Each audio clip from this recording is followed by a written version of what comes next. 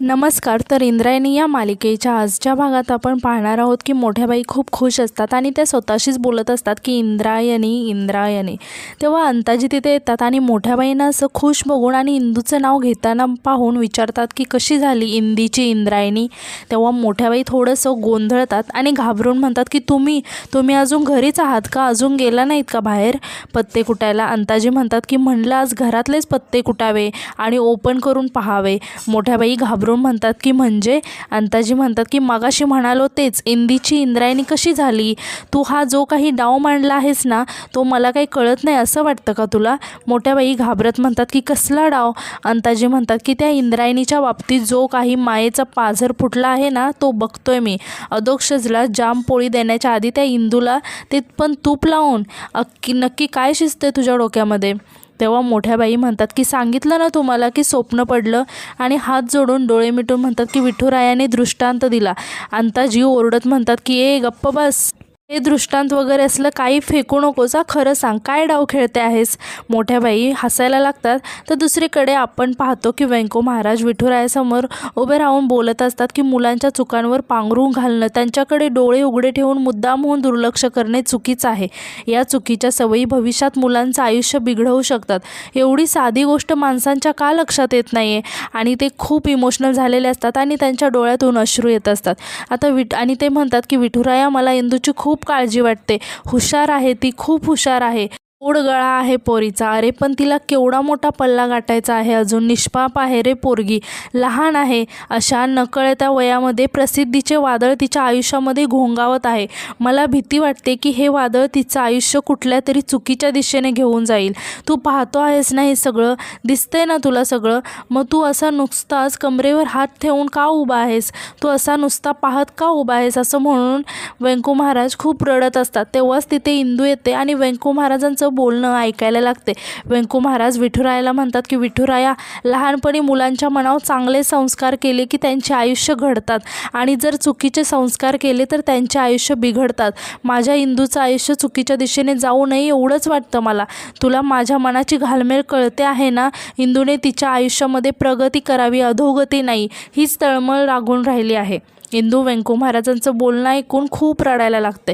आता व्यंको महाराज म्हणतात की विठुराया, काळ कितीही बदलला ना तरी चूक, बरोबर, योग्य, अयोग्य याच्या व्याख्या बदलत नाहीत, हे कळायला हवं पोरीला. तर दुसरीकडे आपण पाहतो की अंताजी मोठ्या बाईंना असं मोठ्याने हसताना पाहून आश्चर्याने विचारतात की काय वेडी झालीस की काय? मोठ्या बाई म्हणतात की नाही, शहाणी झाली आहे, अति शहाणी. आता तुम्ही बघाच मी काय करते ते. एवढ्या वर्षात तुम्हाला जे जमलं नाही ना ते करणार आहे मी.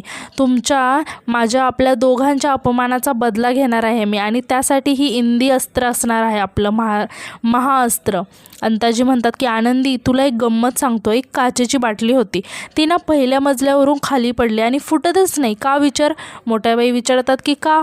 अंताजी म्हणतात की नशीब, बाटलीला मजा यायला लागते, ती परत पहिल्या मजल्यावर येते, परत उडी मारते, परत फुटत नाही, कारण कॉन्फिडन्स. आता परत ती दुसऱ्या मजल्यावर गेली आणि परत उडी मारली, पण खळकन फुटली. का माहिती आहे का? Over confidence. आनंदीबाई, हा जो वाडा आहे ना, जमीन, विठ्ठल मंदिर, हे सगळं इंदूच्या मालकीचं आहे. तिचं जर काही बरं वाईट झालं ना तर सगळा बोऱ्या बिस्तर गुंडाळून विठूच्या वाडीपासून लांब कुठेतरी जायला लागेल आपल्याला. घुसतंय ना डोक्यात? आता मोठ्या बाई म्हणतात की घाबरू नका तुम्ही, गोविंद महाराज दिग्रजकरांचे थोरले चिरंजीव आहात.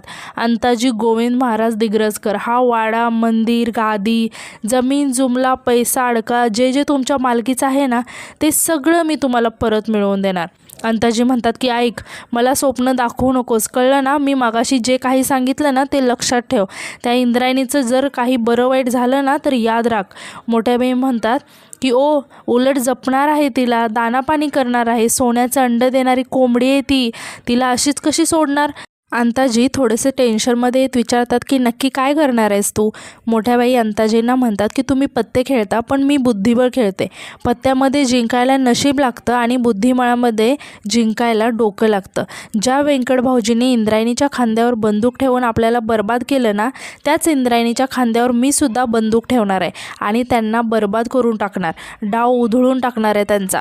तर दुसरीकडे आपण पाहतो की व्यंको महाराज विठुरायाला म्हणत असतात की कीर्तन सेवेचा मूळ अर्थ अर्थ प्रबोधन करणे आहे, धन कमवणे नाही आहे. याची जाणीव लोकांना नाही आहे. त्यामुळे मनामध्ये खूप भीती वाटते विठुराया. इंदूच्या अंगी असलेला उत्तम कीर्तनाचा गुण अवगुण ठरू नये. तिच्यामध्ये चांगल्या वाईट याचा विचार करण्याची सारासार बुद्धी निर्माण व्हावी आणि समजा तिच्या हातून काही चूक झाली तर त्यानंतर शिक्षा स्वीकारण्याचा ध्येयसुद्धा तिच्याकडे निर्माण व्हावं. एवढी तू कृपा कर विठुराया. तू तर सर्व ज्ञानी आहेस आणि तुझ्या इच्छेशिवाय साधं वृक्षाचं पानसुद्धा हलत नाही. तुझ्यापासून काय लपलं आहे? आणि हात जोडून म्हणतात की मी माझ्या सगळ्या चिंता तुझ्या पायावर अर्पण करतो, असं म्हणून ते खूप इमोशनल झालेले असतात. तर इंदू त्यांचं सर्व बोलणं ऐकून खूपच भावूक झालेले असते आणि ती पाठीमागे अंगठे धरून उभी राहते. आता व्यंको महाराज जेव्हा पाठीमागे वळून बघतात तर त्यांना अंगठे धरून उभी असलेली इंदू दिसते. व्यंको महाराज आश्चर्याने इंदूकडे बघतात आणि तिच्या जवळ जातात आणि विचारतात की इंदू बाळा, हे काय करतेस तू? इंदू सांगते की व्यंको महाराज, मी स्वतःला शिक्षा करून घेते. तुम्हाला वाटतं ना की मला शिक्षा व्हावी आणि मी तुमच्या इच्छेबाहेर नाही आहे. व्यंको महाराज, माझ्यासाठी तुम्हीच मेन आहात. माझी चूक असो किंवा नसो, पण तुमच्यासाठी मी तुम्ही म्हणाल तितका वेळ शिक्षा भोगून घेते. नंतर आपण पाहतो की मोठ्या बाई बाहेर येतात. अचानक त्यांचं लक्ष मंदिराकडे जातात आणि त्या तिथे व्यंको महाराजांना बघून स्वतःशीच म्हणतात की व्यंकट भाऊजी एवढ्या रात्री मंदिरामध्ये काय करतायत आणि कोणाशी बोलतायत, असं म्हणून त्या मंदिराकडे यायला लागतात. तर व्यंको महाराज इंदूला म्हणत असतात की इंदू, तू उभी राहा बाळा, माझं ऐकाता पुरे.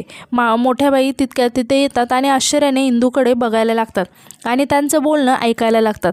तर व्यंको महाराज इंदूला म्हणतात की इंदू, एक गोष्ट लक्षात ठेव, शिक्षा का घ्यायची असते? आपली चूक आपल्या लक्षात यावी म्हणून शिक्षा घ्यायची असते. हाच शिक्षेचा उद्देश आहे. मला सांग, तुला तुझी चूक मान्य आहे ना? झालं तर मग तू उठ आता. पण इंदू मान डोलावून नाही म्हणून सांगते. व्यंको महाराज तिला आग्रहाने उठून उभा राहायला सांगतात. आता इंदू रडत म्हणते की व्यंको महाराज, माझ्यामुळे तुम्हाला त्रास झाला ना, याचं मला खूप वाईट वाटलं, आणि रडायला लागते आणि म्हणते की तुम्ही नका ना त्रास करून घेऊ, हवं तर तुम्ही मला शिक्षा द्या, हवी तेवढी शिक्षा द्या. व्यंको महाराज म्हणतात की इंदू बाळा, अगं काय बोलतेस तू? इंदू म्हणते की तुम्हाला वाटतं ना मी चुकले आहे तर मला शिक्षा व्हावी, मग मी तुमच्या शब्दाबाहेर नाही आहे. व्यंको महाराज म्हणतात की इंदू, तुला शिक्षा झाली तर मला काय आनंद होणार आहे का? असं म्हणून ते इंदूला जवळ घेतात. इंदूसुद्धा व्यंको महाराजांना मिठी मारून रडायला लागते. व्यंको महाराज इंदूच्या डोक्यावर हात फिरवत असतात. आता मोठ्या बाई हे सर्व बघत असतात आणि त्यांना खूपच राग येतो आणि त्या मनातच म्हणतात की व्यंकट भाऊजींच्या शिकवणीचा परिणाम अजूनही या कार्टीवर आहे. आपली भाकरी भाजायची असेल तर ही कार्टी आपल्याला गळ्यात असलीच पाहिजे आणि त्या तालावर नाचलीच पाहिजे. यानंतर दुसऱ्या दिवशी सकाळी आपण पाहतो की नारायणी जबरदस्तीने गोपाळला भिजवलेले बदाम आणि दूध देते आणि सांगते की हे खाल्ल्याशिवाय बाहेर जायचं नाही. गोपाळ सांगत असतो की मला खूप उशीर झाला आहे गं, मला नाही खायचं आहे, आणि म्हणतो की हे बदाम कशासाठी खायचं आहे, मला नाही खायचं. नारायणी म्हणते कशासाठी, म्हणजे डॉक्टर बनायचं आहे ना तुला, आणि बदामाने कशी स्मरणशक्ती वाढते, पाया एकदम पक्का झाला पाहिजे तुझा. गोपाळ म्हणतो की अगं पाया पक्काच आहे माझा आणि शिक्षणाचा काय टॉपर आहे मी माझ्या शाळेत, मी कसं फोटोजेनिक मेमरी आहे माझी, बघितलं की लगेच पाठ होतं, मला बदामाची गरज नाही आहे. नारायणी खोटं वाईट वाटल्याचं नाटक करत म्हणते की कसला भाऊ आहेस रे तो, मी रात्री एवढे बदाम भिजत घातले, सोलले आणि तुला खायला दिले आणि तू खात नाही आहेस. गोपाळ म्हणतो की आता मेलोड्रामा करू नको, मी खातो बदाम, असं म्हणून तो दूध पितो आणि बदाम खायला लागतो. तर शकुंतला हे सर्व आतून बघत असते आणि नारायणीला गोपाळची अशी काळजी घेताना पाहून ती खूप खुश होते. मग आता गोपाळ शाळेला निघून जातो तेव्हा शकुंतला बाहेर येते. नारायणी शकुंतलाला म्हणते की बघ, खाल्ले ना त्याने बदाम. शकुंतला म्हणते की तू दिले ना म्हणून खाल्ले, मी दिले असते तर बघितलंसुद्धा नसतं त्याच्याकडे. नारायणी म्हणते की असं काही नाही गं, त्याला माहिती असणार बदाम तूच भिजवले असतील म्हणून, तो फक्त दाखवायचं म्हणून आकडूपणा करतो, पण तसा नाही येतो. तर बाहेर आपण पाहतो की इंदू शाळेला जाण्यासाठी आदूची वाट पाहत असते. तेव्हा सुशीला तिथे त्या इंदूला विचारते की काय गं इंदे, काय करतेस इथे? आणि परत इंदू काही बोलायच्या आधीच म्हणते की माऊली माऊली करत कोणीतरी तुझ्या पाया पडावं म्हणून इथे थांबली आहेस की काय, पण इथे तर कोणीच नाही गं. आणि म्हणते की मीच पडू का गं तुझ्या पाया, असं म्हणून ती इंदूला म्हणते की पडू का. इंदू म्हणते की आत्या असं का बोलतेस गं. सुशीला म्हणते की असं का बोलते, तुझ्या मनात तर गुदगुल्या होत असतील ना, एवढी मोठी माणसं पाया पडतात. इंदू म्हणते की आत्या मी असा विचार पण नाही करत गं.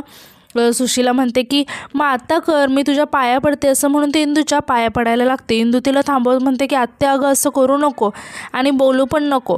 सुशीला म्हणते की बया मस्करी केली तुझी, नाही तर जाशील सांगत मोठ्या बाईंना.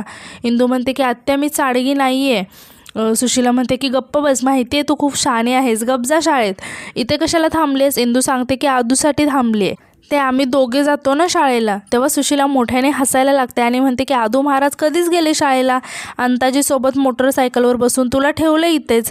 तेव्हा इंदू आश्चर्याने विचारते की आदू गेला शाळेला. सुशीला म्हणते की तुला नाही घेऊन गेला स्कूटरवरून. काय बाई, मोठ्या बाईंना तर खूप पुळका तुझा, तरी तुला इथे एकटीला सोडून गेलेत, आता तू जा एकटी शाळेला. इंदू सगळं ऐकून इंदूला खूपच वाईट वाटतं आणि ती सुशीलाकडे बघायला लागते. आणि आजचा भाग इथेच संपतो. धन्यवाद.